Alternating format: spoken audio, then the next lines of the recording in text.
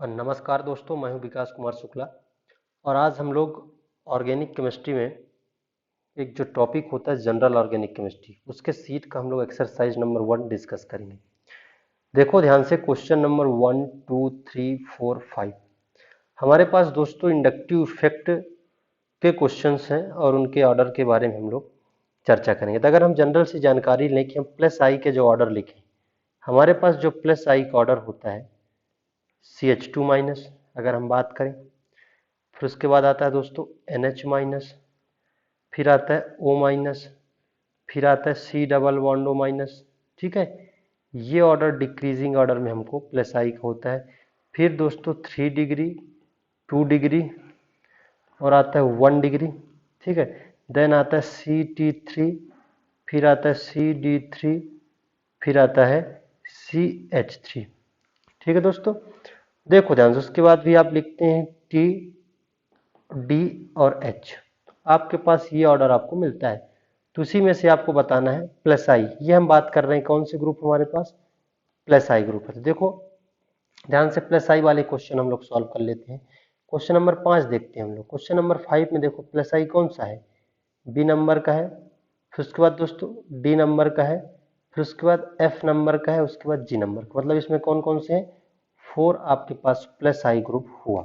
ठीक है दोस्तों, अब देखो ध्यान से, जो एल्काइल ग्रुप्स होते हैं, ठीक है, वो प्लस आई नेचर शो करते हैं। क्वेश्चन नंबर 2 की बात करते हैं।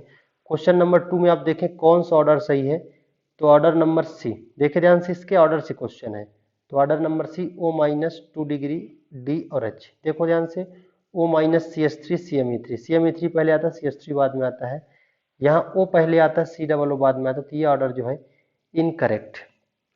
दोस्तों ये था हमारे पास प्लस आई के ऑर्डर के क्वेश्चन। आप देख सकते हैं जो एल्काइल ग्रुप्स होते हैं, क्वेश्चन नंबर 3 में देखें, है ना, अभी हमारे पास ये जो एल्काइल ग्रुप है ये सब माइनस आई ग्रुप है। माइनस आई ग्रुप अभी हम देख लेंगे, तो यहाँ पर ये प्लस आई ग्रुप है। अब देखो दोस्तों, हम माइनस आई ग्रुप के बारे में चर्चा करते हैं कि माइनस आई ग्रुप कौन कौन से होते हैं। अब देखो ध्यान से, हमारे पास माइनस आई का ग्रुप ये देखें, तो हमारे पास उसका ऑर्डर आता है, हमारे पास उसका ऑर्डर आता है OF2 plus, OF2 plus, OR2 plus, NF3, NR3,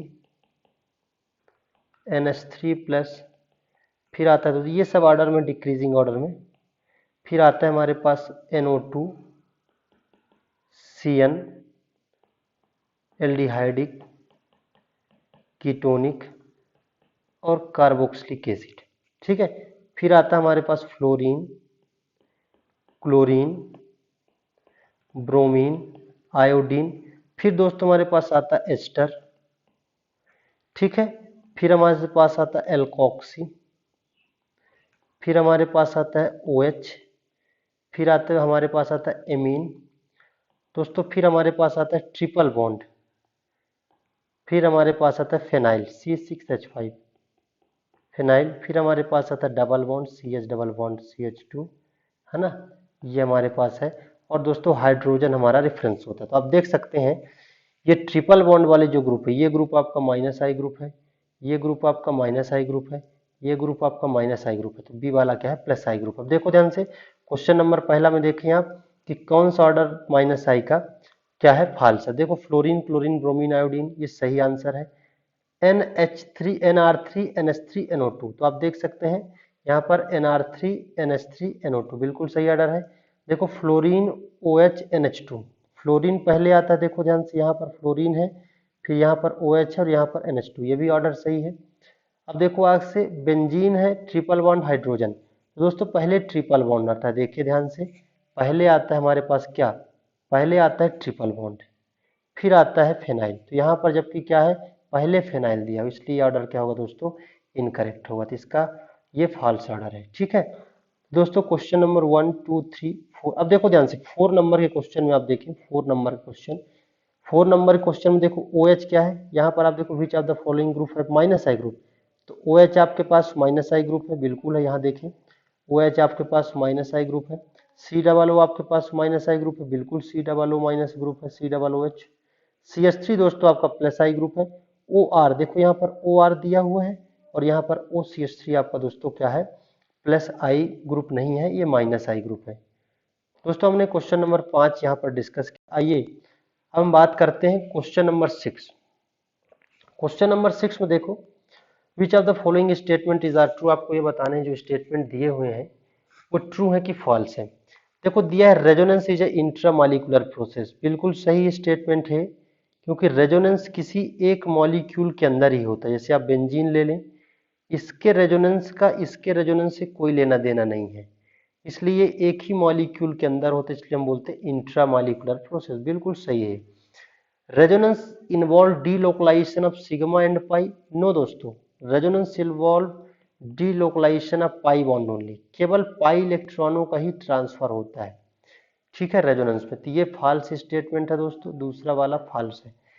तीसरा, resonance involve delocalization of pi electrons only, बिल्कुल सही दोस्तों। देखो रेजोनेंस यहाँ पर पाई इलेक्ट्रॉन्स के द्वारा ही होते हैं। Resonance decrease the potential energy of an acyclic molecule, हाँ दोस्तों, पोटेंशियल एनर्जी मतलब क्या है, जब कंपाउंड्स में रेजोनेंस होते हैं, पाई इलेक्ट्रॉन्स का ट्रांसफर होता है दोस्तों, उससे क्या होता है, डीलोकलाइजेशन के द्वारा जो एनर्जी होती है, पोटेंशियल एनर्जी, वो डिक्रीज होता है। और जब एनर्जी डिक्रीज होगा किसी भी सिस्टम का, तो वो सिस्टम बहुत ज्यादा स्टेबलाइज होता है फिर, ठीक है। तो जिसकी पोटेंशियल एनर्जी आप ग्राफ में पढ़ते हैं जितनी कम होगी, ठीक है, एनर्जी जिसकी जितनी कम होगी वो कंपाउंड उतना ज्यादा स्टेबल होगा। तो इसलिए रेजोनेंस क्या होता है दोस्तों, resonance is a intramolecular process and decreases potential energy of the system and increases stability of the system. तो दोस्तों decrease the potential energy of an acyclic molecule, बिल्कुल सही जवाब है। Resonance has no effect on pot, नहीं दोस्तों, resonance देखो potential energy पर प्रभाव डालता है और वो कम करता है, ये गलत स्टेटमेंट है। Resonance is the only way to increase the molecular stability, दोस्तों ये स्टेटमेंट गलत है। ऐसा नहीं है कि जिन कंपाउंड्स में रेजोनेंस होगा वही कंपाउंड स्टेबल होंगे। जैसे इसका एक बढ़िया जागता सा एग्जांपल लूं, सर के बुक पर भी एग्जांपल है कि आपके पास जैसे बेंजीन है और आपके पास साइक्लोहेक्सेन है। बेंजीन और साइक्लोहेक्सेन में ज्यादा स्टेबल कौन है, नो डाउट आप लोग बेंजीन ही बोलेंगे, लेकिन मैं आपको बोलूं साइक्लोहेक्सेन है, क्योंकि साइक्लोहेक्सेन थर्मोडायनेमिकली ज्यादा स्टेबल है। क्यों है, क्योंकि इसके पास सिग्मा बॉन्ड ज्यादा है। सिग्मा बॉन्ड ज्यादा है तो इस कंपाउंड्स में सिग्मा बॉन्ड को ब्रेक करने के लिए, उसको बर्न करने के लिए ज्यादा एनर्जी लगती है, तो इसलिए दोस्तों ये थर्मोडायनेमिकली ज्यादा स्टेबल होता है। तो ऐसा नहीं है कोई कंपाउंड रेजोनेंस होगा तो वो वही रास्ता है केवल स्टेबिलिटी का। Resonance is the not only way to increase the molecular stability, बिल्कुल उसी का अपोजिट आंसर है।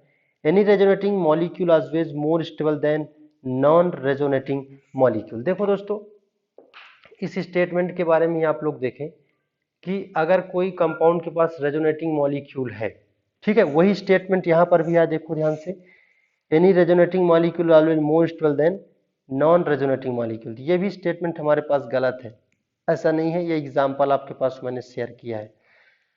आई नंबर का आंसर देखते हैं, the canonical structure explain the all the feature of molecule. दोस्तों कैनोनिकल स्ट्रक्चर क्या होते हैं, जैसे ए से आपने बी बनाया, बी से आपने सी बनाया और सी से आपने डी बनाया, ये कैनोनिकल स्ट्रक्चर। अब मान लो इनका सबका हाइब्रिड हमने बनाया, ठीक है जी। तो दोस्तों ये छोटे छोटे एक्सप्लेनेशंस देते हैं, उनके बारे में जानकारी देते हैं, ये कोई कैनोनिकल स्ट्रक्चर पूरी जानकारी मॉलिक्यूल का नहीं देते हैं। कौन देता है दोस्तों, रेजोनेटिंग स्ट्रक्चर देता है। Resonance hybrid explain the all features of molecule, बिल्कुल सही जवाब है। अगला दोस्तों, resonating structure are real while resonance hybrid is imaginary, नहीं दोस्तों, कैनोनिकल स्ट्रक्चर जो रेजोनेटिंग स्ट्रक्चर्स होते हैं वो इमेजिनरी स्ट्रक्चर्स होते हैं, बट जो रेजोनेंस हाइब्रिड होता है आरएच होता है वो रियल स्ट्रक्चर होता है, वो सही जानकारी देता है। दोस्तों resonating structure are real and resonance hybrid is imaginary, गलत जवाब। Resonance hybrid is real and resonating structure is imaginary, बिल्कुल सही जवाब, ठीक है। Resonance hybrid is always more stable than canonical structure, बिल्कुल सही जवाब है। तो दोस्तों यहाँ पास हमने जो है हमारे पास कौन कौन से ऑप्शन सही हैं आप देख सकते हो कि resonance is a intramolecular process, बिल्कुल सही, पाई इलेक्ट्रॉन का इन्वॉल्वमेंट होता है। पोटेंशियल एनर्जी को डिक्रीज करता है, बिल्कुल सही। हम बात करें रेजोनेंस क्या करता है, ऑल फीचर्स मॉलिक्यूल के, रेजोनेंस हैबिट सभी प्रॉपर्टी को बताता है, बिल्कुल सही जवाब। रेजोनेटिंग स्ट्रक्चर रियल, बिल्कुल आप देख सकते हैं यहाँ पर resonating structure real and resonance habit is imaginary. Resonance habit real होता है, बल्कि रेजोनेटिंग स्ट्रक्चर इमेजिनरी होती है। ये सारे पॉइंट्स हम लोगों ने एक्सप्लेन किया है। थैंक यू दोस्तों।